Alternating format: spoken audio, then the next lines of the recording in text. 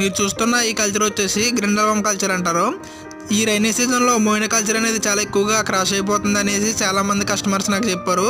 దానికి ఆల్టర్నేటివ్గా నేనైతే ఈ లైవ్ ఫుడ్ని అయితే సజెషన్ చేస్తానండి. ఎందుకంటే ఇదైతే చాలా ఈజీ మెయింటెనెన్స్ అనమాట. అలాగే ఇది క్రాష్ అయిపోతుంది, పాడైపోతుంది అనే భయం అయితే ఉండదు. అలాగే దీన్ని ఎలా డెవలప్ చేయాలనేసి చాలామంది అడుగుతున్నారు. సో ఈరోజు ఈ వీడియోలో అయితే దానికోసం చెప్పబోతున్నాను. మీరు చూసుకోవచ్చు, ఇవి వచ్చేసి పెడిగ్రీ బిస్కెట్స్ అనమాట.